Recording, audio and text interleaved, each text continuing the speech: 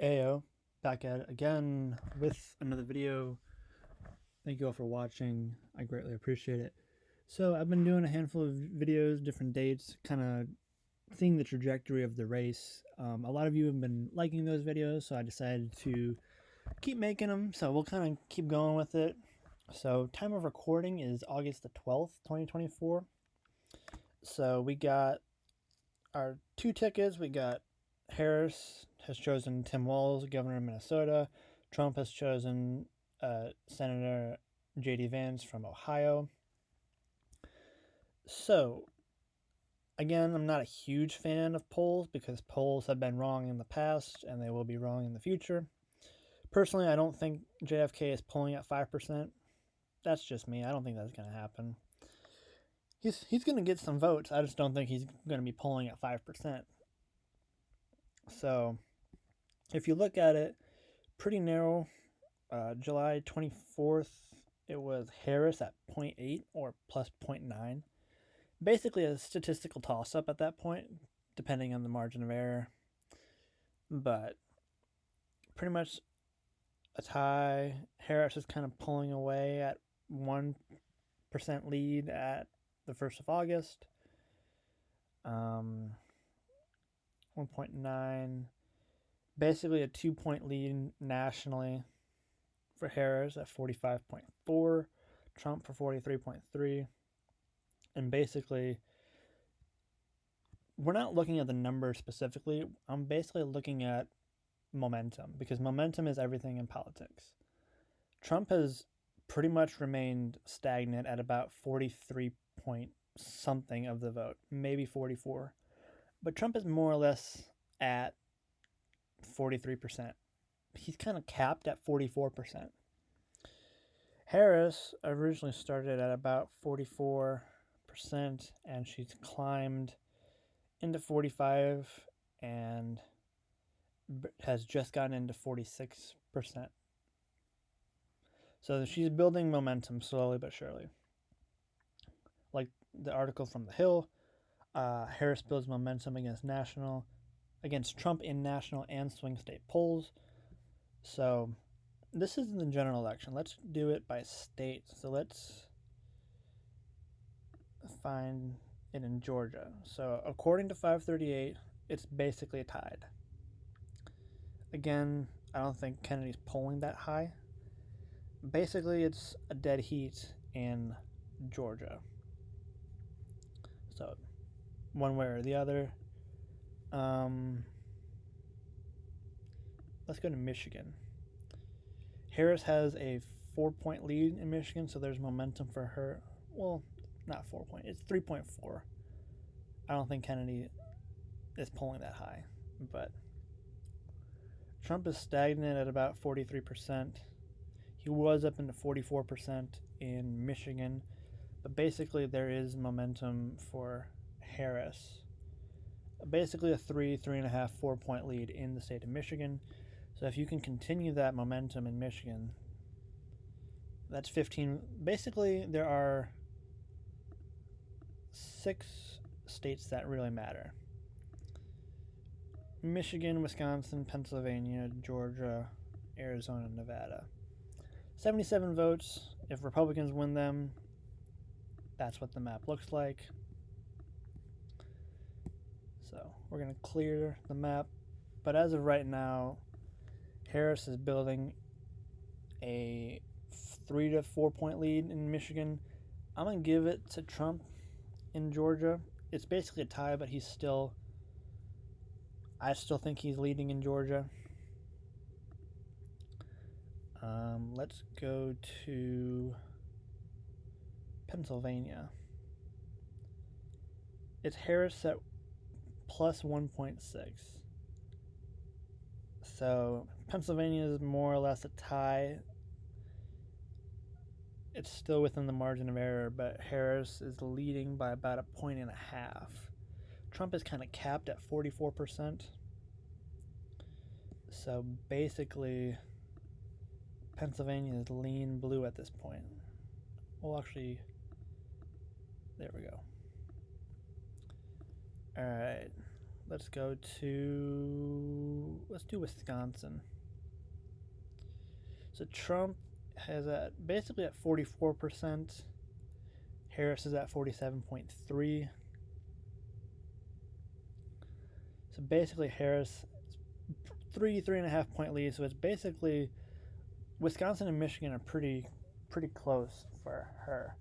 So she has a sizable lead in polls in Wisconsin and in Michigan, and is slightly ahead in Pennsylvania.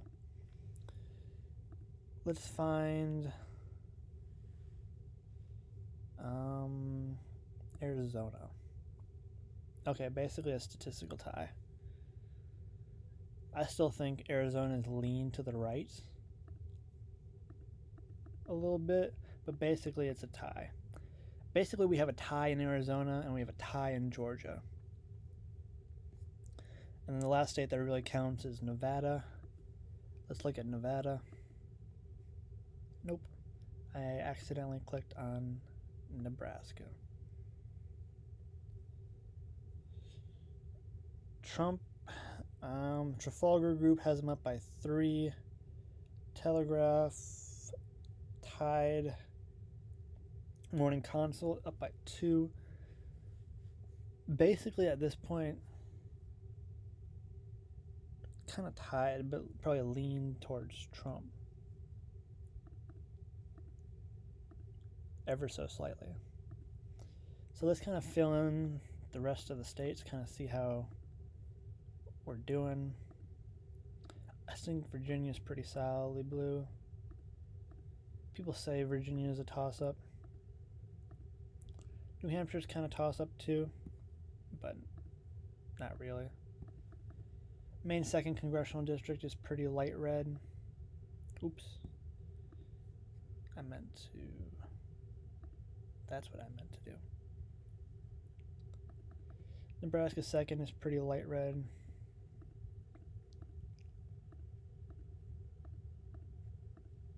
So basically it looks pretty much like a tie. Maybe Trump to the right a little bit. Basically it's a 270, 268. But as we looked in states like Arizona and Georgia, it's pretty much a toss-up at this point. So Harris is leading in Arizona, but very, very slightly. So if Harris can flip that to the light blue category, that's 279. And then let's go back to Georgia. Trump is ahead, so it's basically a tie, but we'll keep it at Georgia. So Harris is polling really well in Wisconsin and Michigan, doing decent in Pennsylvania.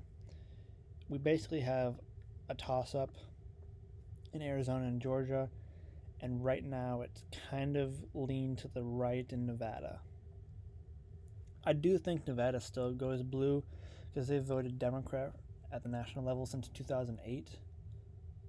So if Harris, she's doing well in Wisconsin and Michigan in the polls, doing decent in Pennsylvania, and if you can just get Nevada to be lean to the left, that's pretty much all you need. And if Harris can pull that off, that's 301. But it's looking like so far Arizona and Georgia are toss-ups, and Nevada's kind of lean to the right at the moment.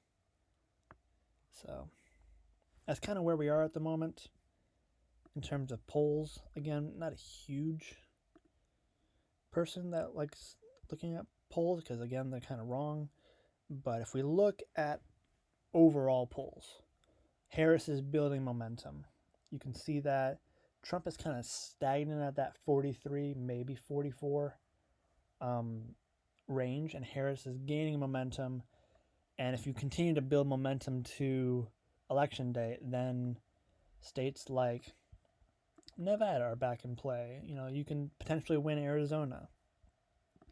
potentially win Georgia. But as of right now, Arizona and Georgia are toss-ups, and Nevada is lean to the right. Harris is doing well in Wisconsin and Michigan, decent in Pennsylvania, and kind of still underwater in the Sun Belt. Trump is, he's just stagnant in the polls. Like his cap is 44. That's the highest he was, 44.2 maybe, but he's hovering in that 43%. So let's look at favorability. So Donald Trump favorability, he's still unfavorable. J.D. Vance is unfavorable. Kamala has done really well with her favorability ratings lately. She's done really well. Tim Walz, a lot of people don't really know him, so it's hard to find favorability on him. Trump is still underwater. J.D. Vance is underwater. Harris was underwater for a while, but she's really turned it around in her favorability ratings lately. Because if you look at August 8th, Harris was still unfavorable by about 2, and now she's kind of, trending more towards favorable. I really wish they had economic, but if we look at general election polls, Harris is up by a couple points, 3, 3, 4, 3. Even up by 9. I don't think that's just in Wisconsin. Harris plus 9 in Wisconsin, that's interesting. I did not expect Wisconsin to be that favorable towards her. Pennsylvania, Harris plus 4, roughly. Michigan. So it looks like in these different battleground states, looks like Harris is doing okay. She's really building momentum in Wisconsin and Michigan. She can build on that momentum in Pennsylvania and really get Nevada to lean to the left. That's all you really need. And then you don't really need Arizona and Georgia, but you can still put money into those campaigns. So 6 states, that's all that matters. That's all that counts in this election. A lot of Democrats really want North Carolina. I just don't see it. Democrats have gotten close to North Carolina past couple of election cycles, but I still think it goes red. So 6 states for all the marbles. And Harris is building momentum. So that is the analysis of the race. Time of recording, 11 o'clock on August the 12th, 2024. So I will see you all in the next video. Deuces.